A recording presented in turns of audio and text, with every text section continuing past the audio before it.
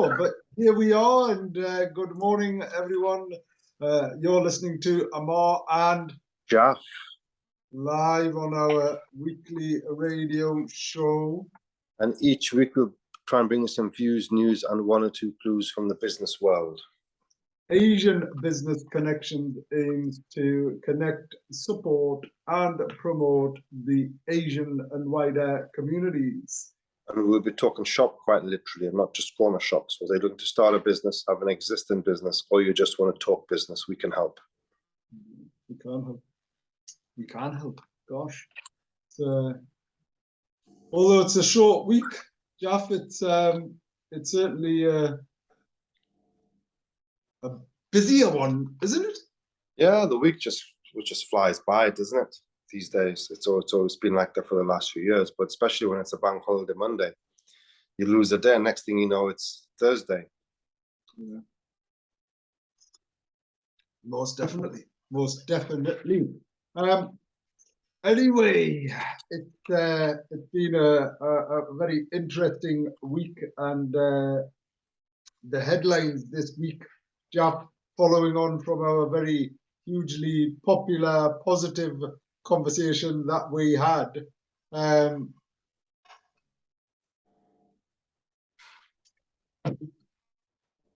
Energy bills. So some of the companies, right? So one company, fitness company in the Northwest, their annual energy bills were £2 million. Mm-hmm. They've now gone up to 14 million. It's just ridiculous, isn't it? So, and the person running is going, but I don't make anywhere near that amount. Mm. It's Amar, is that not what all businesses are going to face pretty soon when your existing energy contracts change and you have to enter into new contracts? That's just going to be but that was it. Well, it was funny, right? Because we moved house, as you're aware, and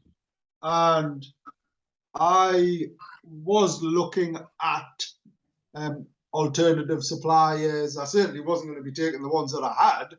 I had a horrific time with them, but I was looking at alternative ones, and none of them were accepting new customers. As it happens, the one that was already there managed to keep, because I was really worried that we'd move in and we'd have that issue. But and yesterday I got smart meters installed because we hadn't had them, and it's quite interesting to see how much energy is used in your property when you think nothing's on. Yeah. So all of your televisions, all of the electrical devices, everything on average uses anywhere up to a couple of pounds a day. Yeah, but I mean, that's fine. I'm just trying to understand why the energy prices have all of a sudden, instead of going up by 5%, 10%, they're going up by 500%, 600%.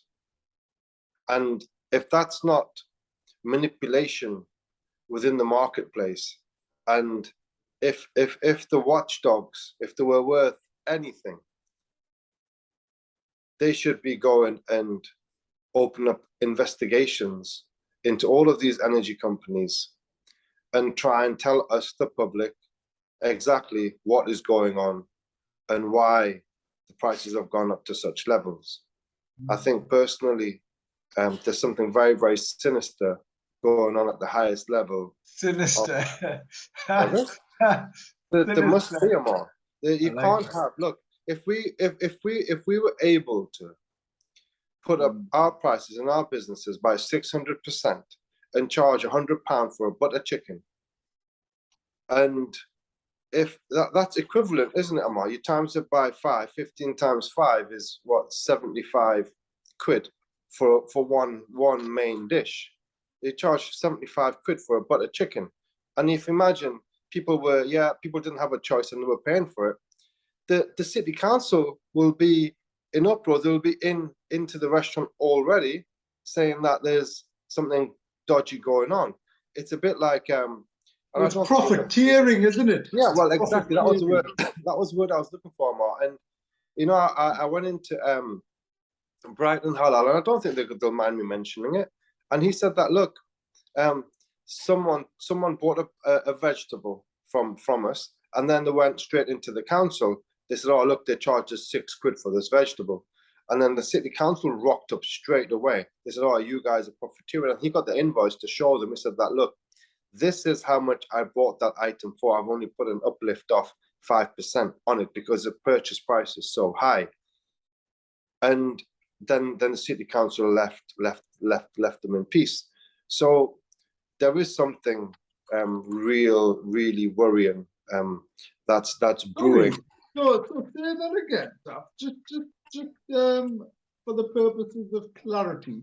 Yeah. The city council went into a shop and questioned the price of goods. Yes. And they had to bring out the invoice to show them that, look, there you go. There's the invoice. Have a look how much I've purchased. What's it got to do with the city council? What you charge people? I think it's the profiteering element, Amar. I think there's I think as long as it's transparent. Well, of course. But it wasn't that instance, because he had the invoice to show him that, look, the price. But actually, I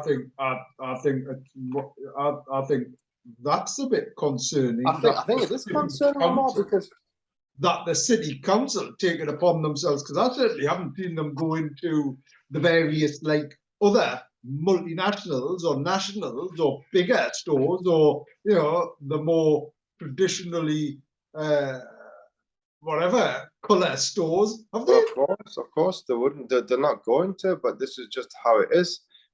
It's wrong. I mean, if you want to go and look at something, look at all of those Wonga and all of that. I don't know where they are at the moment, but they were charging 2,000% interest and this, that, and the other, and they were getting away with it. So, I mean, look, as the more you try and understand things, you just think that, are they just, is it just like a big boys club where you're part of the big boys club and people, you're not going to get looked at. So you can't get away with unbelievable. I mean, these energy prices, they are there to absolutely, society will collapse if this energy crisis does come into fruition as what we all think it will, because it's going to hit every single person, isn't it, Amar? You can't escape it. Everyone needs energy. Everyone needs heat, light, water, power, well, that's whatever. The thing, right? You can choose whether you want to pay £75 for a butter chicken, but you can't choose. But I'm intrigued. You must be getting your energy for free with your lights on. What's all that about? Are you showing off or something? Well, we are working in the restaurant and we have decorators in and this, that, and the other. So, all right, well, I'll take that back. But even so, I think we need to work with the lights off and have a little lamp or something. Well, I think so. Bring back the candle. Bring back candles. Can you remember candles? Anyway, that was one of the headlines, and let's not labour it. Although I'm going to come back to it because there is some political side of aspect to your question, Jaff, which was a very valid one. How can government regulators, whoever it is, allow for the energy to go up by 500 times or 500%? And there's a variety of factors, but primarily it's the cost of oil, the cost of coal, and the cost of importing energy. So gas was primarily pumped from Russia. It was the biggest supplier of gas. But it was 1 or 2%. It wasn't a huge percent. It wasn't like Germany where it's 40%. I mean, and then if it comes to Russia, then you need to now begin to change your position where, you know, you go into Waitrose and you go into these shops and they're already taking money off you towards the Ukrainian fund, whilst there's so many people in the UK in hardship. I think let's look after our own people first, rather than going in and support the Ukrainians. The Ukrainians, let them get on with their own troubles themselves. I mean, we need to look after our own nation and our own people. It's like frustrating when you see all of these initiatives to go pump billions and billions into Ukraine, and people's businesses are going to collapse because of their energy bills. That's a legitimate point, but equally shouldn't not do the right thing in helping others. Yeah, of course, but you're right. You should prioritize. There's no question about that. But anyway, one of Boris Johnson's last more significant decisions was approving Sizewell C nuclear power plant, which is going to cost anywhere up to 30 billion. But that's not the point. It is the fact that it's going to take about 10 years. Yeah. So people need help now. And absolutely. You know, the honest answer is, so if pubs are closing, right, Jeff, here's the thing, pubs are closing, people are now coming to work rather than wanting to work from home, and there's going to be a sharp rise in that because they then don't need to heat their homes or worry about energy. That's a shocking but stark reality of the situation, Jeff, right? So all of these people who have been working from home and have gone, right, I need to want to work from home. It is a sad state of affairs, right? That they will now want and need to go to work because they can't afford to stay at home to heat their house. It's crazy. You're going to see a strong rise of people returning there. One of the other more significant impacts over the last couple of weeks is on the middle class, on the people who are you know, traditionally are doing all right, and in particular, their mortgages.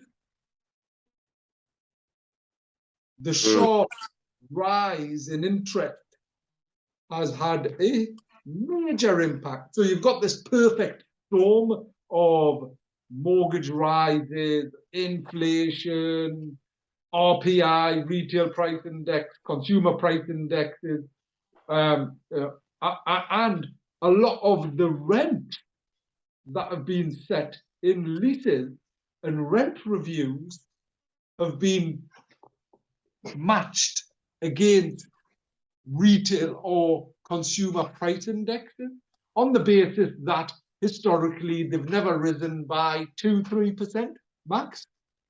It's currently at 13%. It's just crazy, isn't it?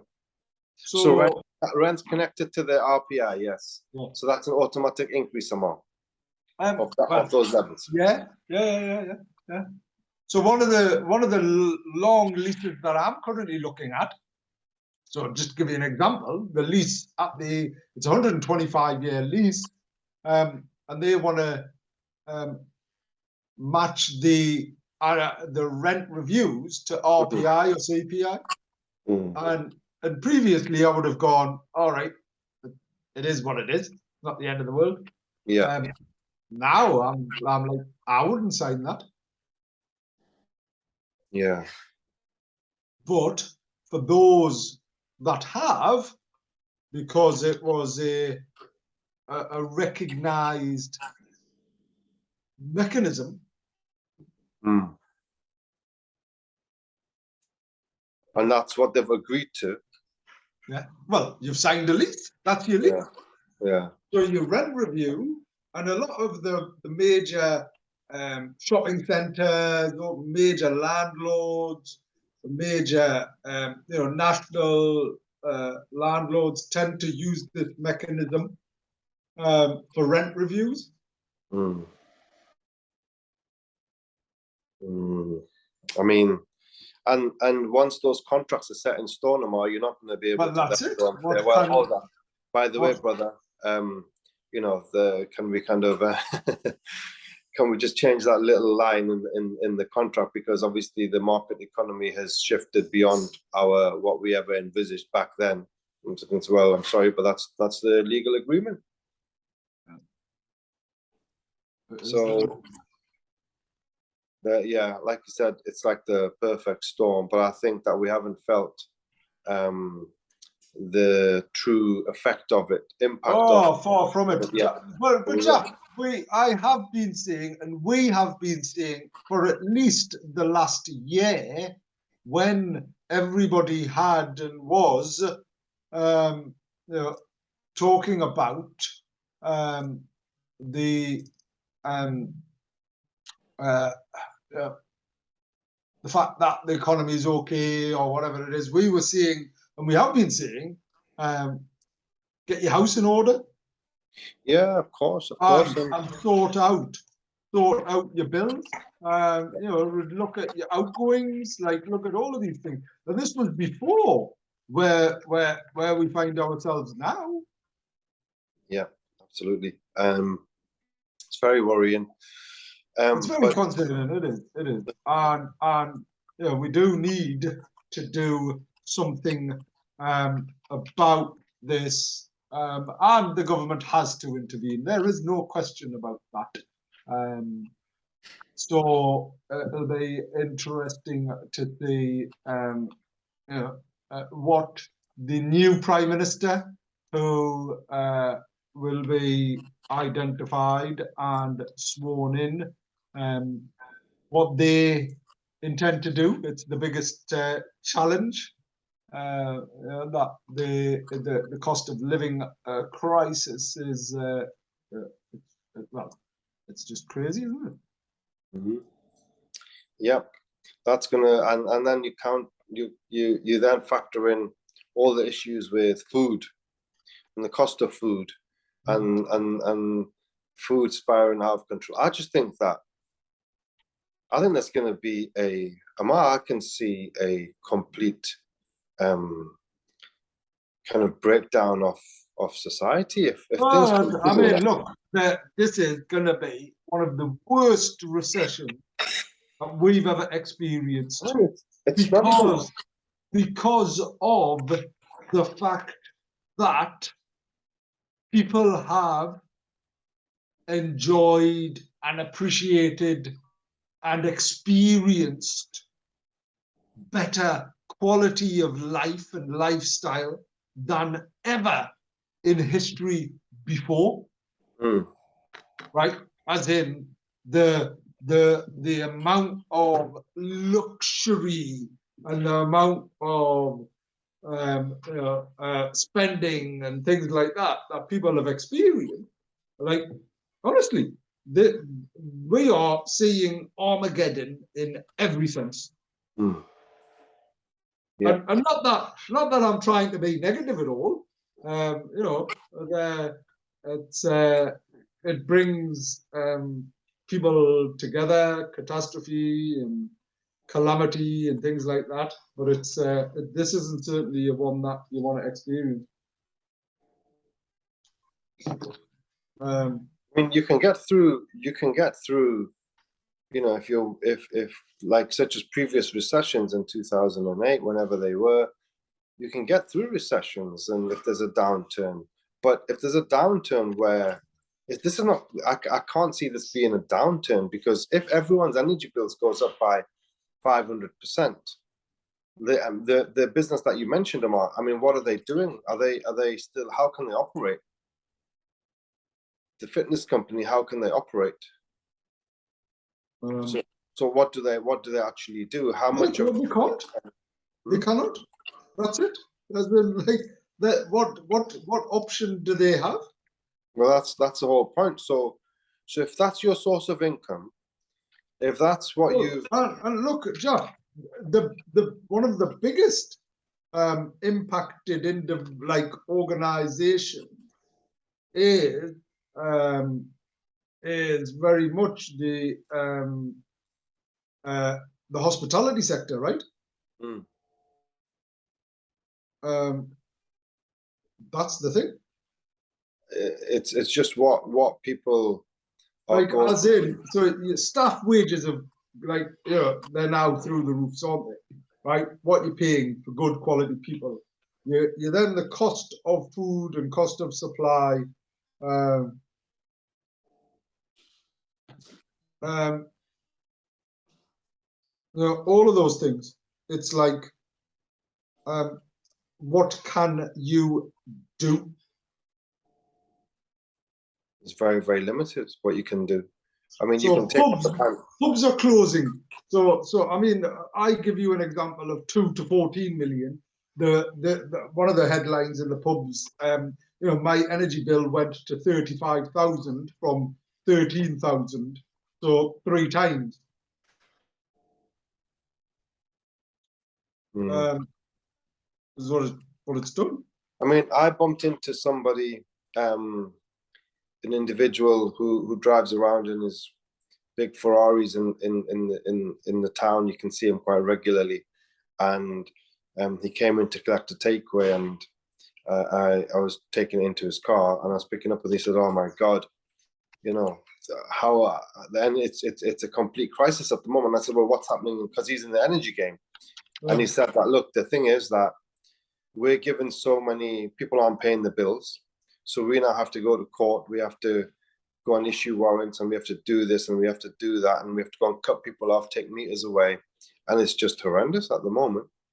Oh, it is crazy. It's crazy, Jack. So one of the things that within that particular sector is um is um um you cannot get a fixed price. Mm. So last month things started to settle down a little bit, Yeah. right? But by the end of last month, I'm not talking about August, I'm talking about July. So by the end of July, there was some sort of stability in the energy marketplace, but that was then compounded. So, I mean, gosh,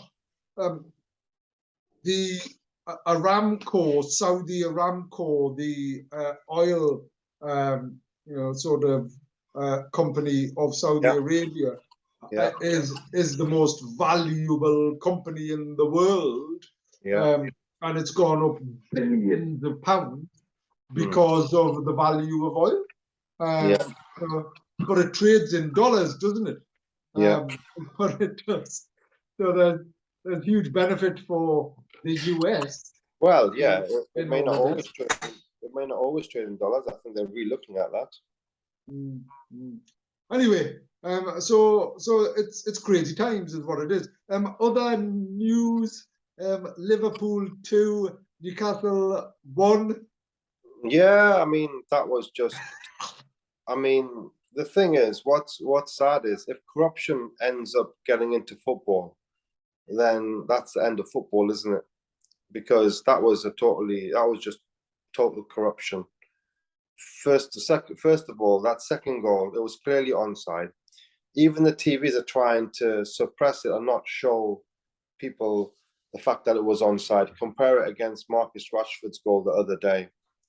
I mean, it's you have VR, you've got someone looking at the TV and they're making those type of decisions. It's absolutely it's absolutely shocking that they're doing that. Why are they? Why do you think that we're getting such I think I mean, and shocking then look, decisions? the thing is, yes, they scored 3 minutes extra on top of the 5 minutes. Yeah, fair enough, give a minute. I think that the Premier League as a brand, they want Liverpool to be competitive with City, and they want the Premier League to be exciting based on the big clubs. I don't know what else it could be, because you need to have sportsmanship and fairness in sport. I mean, that is what sports is all about. Win or lose, it's all good. I mean, but that game there, when you actually look at it, yeah, you can be a Liverpool fan and say, oh, no. But if you look at it honestly, what they did was absolutely wrong. I mean, that wasn't an offside. We would have been 2-0 up, and then you give a goal in the 98th minute. I mean, the fact is and it's not even sour grapes. But the fact is, we went to Anfield, we took them on, with 3 of our best players missing, and we were booed off the park because we rattled Liverpool. Liverpool, I've lost a lot of respect after that game for Jurgen Klopp, who I absolutely used to love. Which game? Which game? The game after the game that we've just had, and I've just been to the gym, and 4 or 5 other people were saying exactly the same thing, and they were Sunderland supporters, and it's because Jurgen Klopp is just such a bully. I mean, I would not accept Jurgen Klopp carrying on like that on the touchline if I was the opposition manager, and then the smug look that he had on his face at the end of it, and then the way that they were just, trying to bully us. And at the end of the day, in life, Amar, no one should get bullied and allow a bully to bully them. And that's what Liverpool were trying to do. And that's not a nice feeling. Even if you look at Man City and how Pep Guardiola conducts himself, it's so different to Jurgen Klopp. He's as equally as passionate, but he's not. I think Jurgen Klopp needs to, because he's under so much pressure, because he's got off to a terrible start. And the way he's taking the pressure out is just by bullying people. And Eddie Howe, he's not going to get bullied. And I'm very, very proud of how he conducted himself. And I'm very, very disappointed with how Jurgen Klopp conducted himself. On the positive note, we've got this new player, Alexander Isak. He was amazing, wasn't he? He just tore them apart, tore them to pieces. He just ate them up and spat them out. And, on his first match, never played with the team before, and that's what he did to Liverpool. I'm hoping that it's going to be the beginning of something very, very special with him.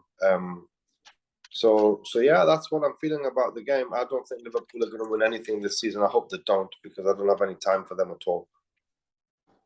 Well, fair enough. It still remains my son's. So my son were away. They were away this week. They went down to Center Parcs, and he was, and his friends from here were there as well, and they'd all gone to watch the game. And my wife had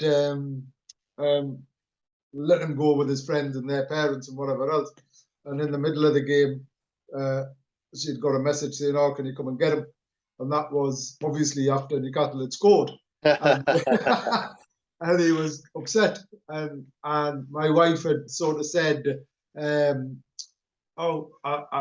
a lot of Newcastle supporters there, because lots of people are there from Newcastle. Yeah. And it must be getting a bit rowdy and it must be whatever.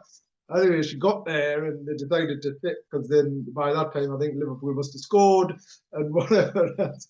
And then at the end, he was apparently running at the 98th minute in front of this big massive screen with hundreds of people watching this in Center Parcs, and obviously lots of people upset in his Liverpool kit, and and he is a staunch and avid supporter. So I suppose, Jaff, whilst I respect and acknowledge your point, if I was a Liverpool supporter, well, of course, I would, sadly, in this game, it's just winners and losers.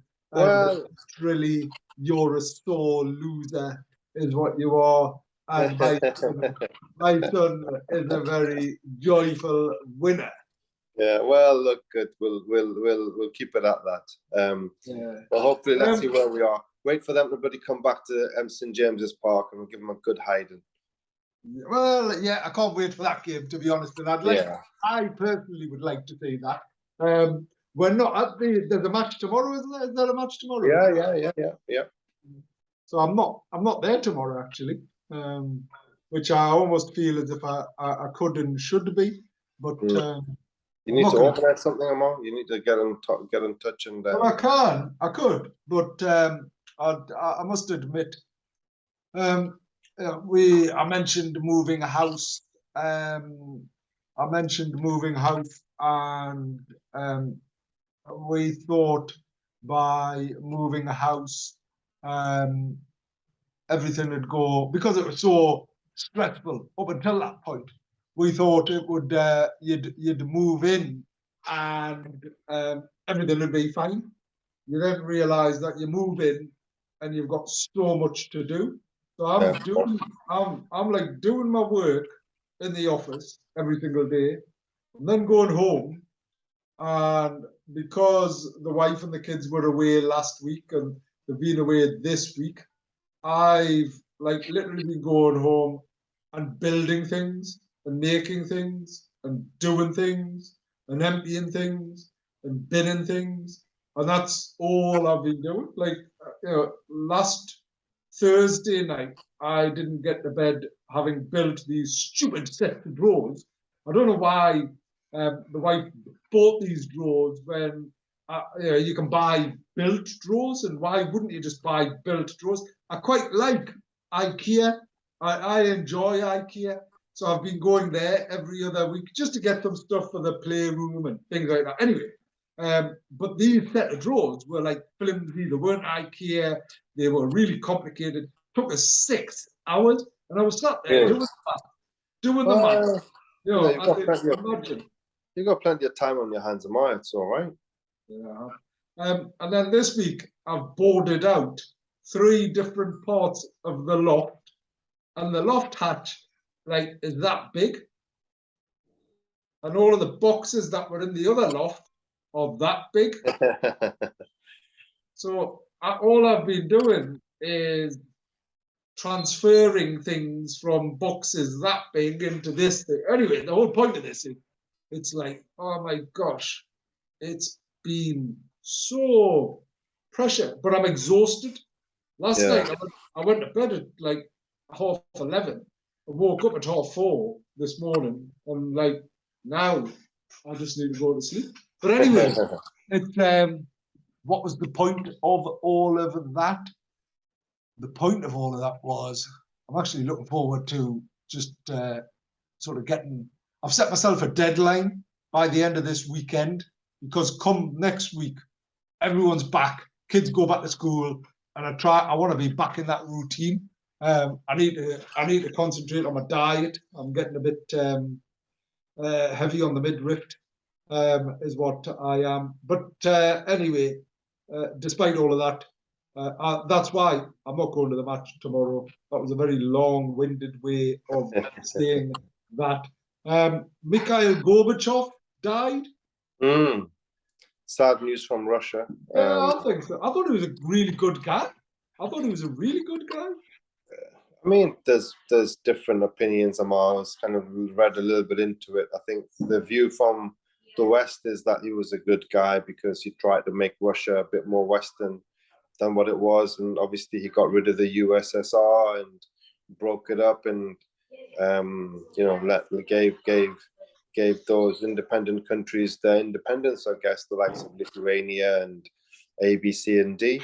But then I think the hardcore Russians feel as though that was to the detriment of their own people, because there would have been Russians living in all of these other countries who all of a sudden they don't have a home because their motherland was kind of broken up. I think the economy collapsed and there was a lot of privatization, and a lot of the oligarchs took a lot of the resources of Russia and this, that, and other. But I think generally he's been a historical figure, though, Mikhail Gorbachev. It's a fair comment, and you're right. As in, it depends on what people's view. What your perception is. But look, at the end of the day, he was a leader of a nation, and he needs to be honored. So. And given the respect that to be leader is not an easy thing, is it? So he was a leader of a very, very important nation at a very, very important historical period for the world. So hope he rests in peace. Yes, I hope so too. So other things, Jeff, the business topic of the week. Let's share that, because it's something that actually in the current climate is even more important. It is business topic of the week. Stakeholders. Jeff, Mm. what do you think? What do you think a stakeholder is? Someone who has a influence on the outcome of your business decisions. Yeah, great answer. Really good answer. Stakeholders, anyone who has an interest in a company. Mhm. Obviously, they're different to shareholders who have a vested interest, i.e., they own part of the company, but a stakeholder has an interest in the company. And obviously, this includes investors and business owners. However, many people overlook that employees and customers are also important stakeholders in an organization. Other important stakeholders include suppliers and even the local communities around an organization. Stakeholder maps are useful tools for organizations to use, both for the organization or for each project or product. Simple way to map stakeholders is to list each potential stakeholder and categorize them according to their level of interest and their level of influence. For example, the company CEO would have a high level of interest and influence, whereas a supplier would likely have a high level of interest, but a lower level of influence. Keeping track of who your stakeholders are and assessing their level of influence ensures that you can manage their expectations and engage meaningfully with each group. This can provide valuable insight into the organization or project that may not have been available otherwise and improve the perception of success among the stakeholders. So actually, in this article, the suggestion is that suppliers may not have a high level of influence, but have a high level of interest. But right now, they actually have a high level of influence as well, don't they? If you think about it. So your energy provider influences whether your business is going to succeed or not. Awesome. That should never be the status No, quo, really. No, absolutely not. Absolutely not. But crazy. The benefit of stakeholder engagement is you develop more meaningful relationships. You can then understand market opportunities. You can also understand some of the challenges. Apparently, energy suppliers have been shouting about potential risks for the last 12 months at least. And here we are, in less than a month's time now, the energy price cap's going up by 80% for residential home use. I already have examples of people choosing whether to heat the house or feed the kids. Do I heat the house or feed the kids? I mean, it's just going to be so challenging and I've had one or two people approaching me saying that, well, look, I need a pay rise. And we're thinking, well, we don't have the ability to give any pay rises at the moment because we're hit with all the increasing costs left, right, and center. And it's just that vicious circle. And so everyone really has to. I mean, how much tightening of your belts can you actually go through, Amar? Because I think things are so unprecedented that nothing is. You can only do so much, and beyond that, it's just not in your hands anymore. And that's why you need some serious intervention. But that intervention that the government makes, I don't think there's going to be the intervention is going to be anything like what it should be. Right. Because they might appease us by saying that, oh yeah, well, your energy prices go up by what did you just say? About what, 70%, 80%? Because some people think it's going to go up 5 times. That's 500%. Crazy.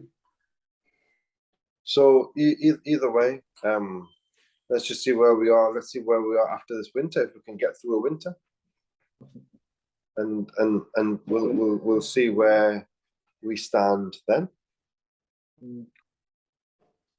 Yes, let's see. On a more positive note, it's the ABC Award dinner, where you can come and heat yourself and warm yourself up and eat lots of delicious food and come and celebrate. I think it's really important that people take the time to recognise the impact of the Asian community, and we need nominations. Nominations are still open for another couple of weeks. So if you know somebody, Jeff, there must be lots of people in your organisation that deserve an award. Yeah, of course there is, Amar, but it's well,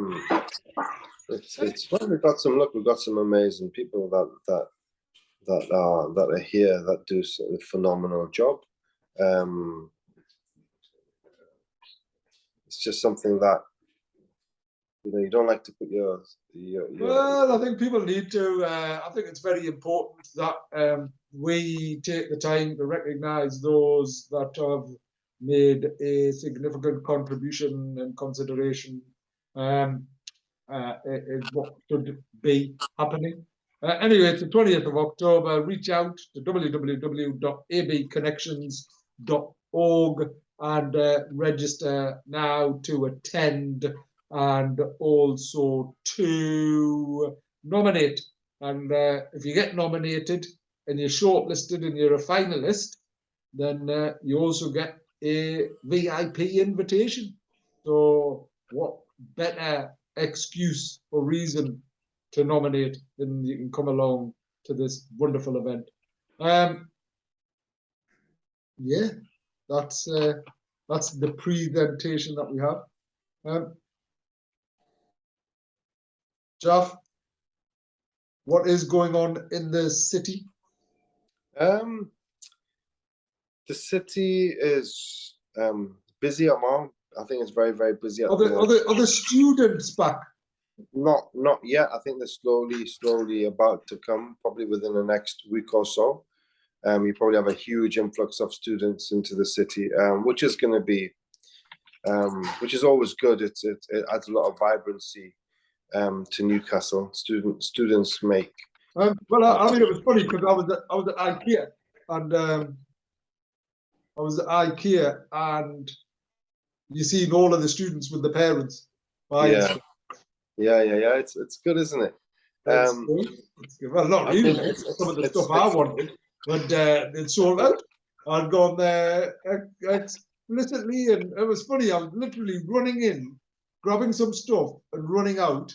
Parked near the loading bay, so I was like literally, gonna, and I was still in there for over an hour. Yeah. It's not one of those shops that you can just run in and run out. No, you can't, definitely. And the way that they've designed it, you have to go all the way to the end for the checkout and this, that, and the other. Oh, it's yeah, you have to. And people go and spend their weekends there because it's got like food, it's got like park for the kids. It's like, and the food's quite competitive and things like that. It's really interesting concept. Very interesting concept. Yeah. No, well, they're very, very clever. It's one of the world's biggest, most successful companies, isn't it, IKEA? It is, yeah, it's done. And that's why, for me, I quite enjoy building IKEA because it's good quality. Is what it is, and it makes the furniture, because we've historically bought some, because when we've moved, it's only a couple of the rooms that have got it, but actually the office, I've sort of fitted out. I use the sort of the Kallax furniture. I even know the range, and it's the flexibility of it, which is a really big deal. And it's the ease of putting it together and all of those things. Well, it is, but it's then, as I say, the flexibility of it. So, I've been every week, at least once a week, to IKEA to buy something, set it up, and set the things in it, and it works. And it's like, and the deadline that I've set for the house this weekend is like the deadline that I want to have done everything that I've got to do. I mean, we're waiting for furniture and we're waiting for things and various other things, but it's getting to the stage where it's starting to feel like a home, Jeff, rather than just a house that I've moved into, which is nice. It's nice. Yeah, good. Well, it all takes time, but I'm sure it's going to be worth it in the end. Yeah, I just now need to buy lots of candle holders and things like that, and I've pulled out the winter coats. So already are they? yeah. Well, just because I'm going to start, because I've got a smart meter installed, and I don't know whether you experienced this, Jack. When you got the smart meter, you find yourself looking at how much energy is being used, and then you run around turning things off and whatever else. Not really. So I'm not going to turn the heating on this year. I'm just going to give the kids some blankets and coats and things like that. Is what we're going to do. I don't think it's sad, isn't it? It's a sad epitome that we even have to, we can speak in jest or whatever we may do, but it's sad that we even have to think about that. And of course it is. It should never come to that, and hopefully it won't, and something will be done about it. And that there needs to be people power that and hold the government accountable, so that they do make the right decisions, which are in the best interest of the people. So let's see where we are in the next few weeks and months. But it's obviously very, very worrying times ahead. It most certainly is. It most certainly is. And then more broadly, Jeff, tomorrow that market capers on. The great market caper. Yes, hopefully they'll do very, very well. It's been an interesting concept. It's a new idea. It's something new for people in the city to go and experience, and they should go down and show their support. I'm sure it'll be a very interesting concept and a great weekend. Yeah, and the Mela was on last week. Yeah, how was it? Did you go, Amon? I went, yeah. So I went on the Sunday. I took my son and my daughter, and I went in my army uniform. All right. My camouflage one, because my regiment were there and they'd asked us to. So it was interesting to obviously wear a uniform and go and see people, and people were like, "Oh, didn't realize you were in the army." It was good. It was so we had some food. Food wasn't great, I must admit, but Sandeep and the entertainment that he helps organize and facilitate was great atmosphere. Kids loved it. There wasn't probably that many people there on the Sunday, but they were expecting far more on the Monday. But having said that, it was busy. It was it was good entertainment, and culturally, I think it's great. But the rides were really significant, and it was nice because you bump into people that you probably only see once a year there. Yeah. Like from the community, so that was nice. But all of the fire, the police, the public sector and services, they were all there. And then they have a number of market stalls. Why didn't you go? Just probably busy at work, I'm on working the tables. Story of my life. Just probably too busy, to get out. We had an event actually as well on the Friday and the Saturday, and that was at the Wyland Brewery, which was good. It was very busy. So we're kind of occupied, got lots going on at the moment. Doing lots and lots of different things, very busy, and we're just going through a transition with staff and with some students going, but hopefully we'll recruit a few more when the new students come. Yeah.